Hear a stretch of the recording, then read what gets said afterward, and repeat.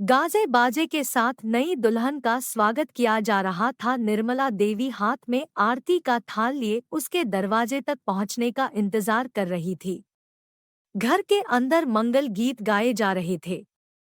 कुछ औरतें निर्मला देवी के साथ खड़ी हुई आपस में नई बहू के विषय में चर्चा कर रही थी। कुछ देर बाद अमृता अपने ससुराल के दरवाजे पर आंखें झुकाए सकुचाई सी गठबंधन से बंधी हुई अपने पति रजत के साथ खड़ी हुई थी। सुर्ख लाल लहंगे के साथ 16 श्रृंगार किए अमृता के सौंदर्य पर मोहित हो रजत उसकी ओर ही देखे जा रहा था। यह देखकर निर्मला देवी की प्रसन्नता का कोई पार ना था। सर्वप्रथम उन्होंने नवविवाहित दंपति की आरती उतारी और फिर उसके बाद गृह प्रवेश की विधि पूरी करने के लिए चावलों भरा चांदी का कलश अमृता के आगे रख दिया। चावल के कलश को अपने दाहिने पैर से अंदर की ओर गिराने के बाद अमृता रजत के साथ घर के अंदर एक कदम रखती है। तभी एक औरत चांदी की परात में घुला हुआ लाल रंग लाकर अमृता के आगे रख देती है।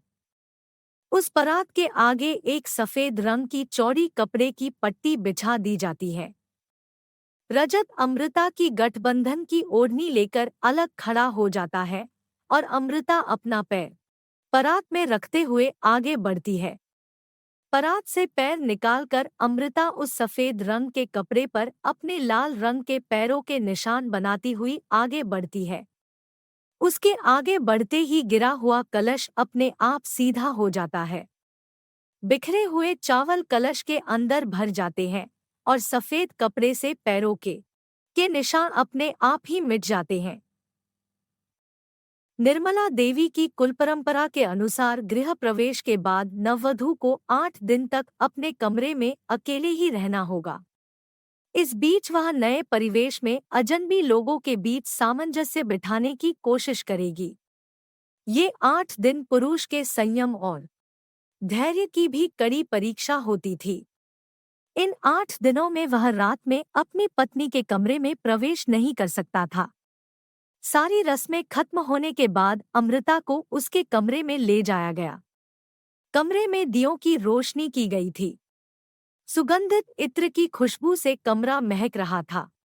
पलंग पर लाल चादर बिछी हुई थी जिसके ऊपर सफेद रंग का एक कंबल अधखुला बिछाया गया था। कमरे का दरवाजा बंद कर अमृता ने अपना घूंघट खोलकर चैन की सांस ली। उसे यह कुल परंपरा कुछ अजीब सी लगी, लेकिन इसमें छुपी अच्छी शिक्षा को देखते हुए वह अपने आप को समझा देती है। विवाह की थकान की वजह से अमृता को पलंग पर लिटते ही नींद आ जाती है। अचानक से आधी रात को अमृता की नींद खुली। उसे चूड़ियों की खनखन सुनाई दे रही थी। उसने उठकर देखा तो वहां बिल्कुल उसके जैसे कपड़े पहने हुए एक और दुल्हन बैठी थी जिसके चेहरे पर घूंघट पड़ा हुआ था। अमृता उसे अचानक से अपने कमरे में देखकर डर गई थी। अमृता जैसे ही उठकर उसके पास जाती है वैसे ही वह धीरे धीरे चलते हुए बाहर निकल जाती है। अमृता उसे कई आवाजें भी लगाती है लेकिन वह नहीं रुकती। आखिर में अमृता उसका पीछा करने लगती है। उस दुल्हन का पीछा करते हुए जब अमृता अपने कमरे से बाहर भागती है तो वो देखती है कि वह एक महलनुमा हवेली की सबसे ऊपरी मंजिल पर खड़ी है। इस हवेली में कितनी मंजिल थी किसी के लिए भी कह पाना संभव नहीं था। इस मंजिल पर खड़े होकर अमृता को नीचे की सभी चीजें चींटी जैसी नजर आ रही थी।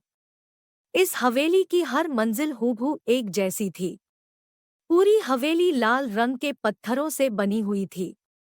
इस वर्गाकार हवेली की हर मंजिल पर 40 कमरे थे।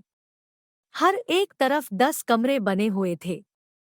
हर 10 कमरों के बाद एक घुमावदार सीढ़ी थी। चारों दीवारों और उनसे लगे हुए पत्थर के स्तंभों पर एक जैसी नक्काशी और चित्रकारी उकेरी गई थी। बीच में एक बड़ा सा आंगन था।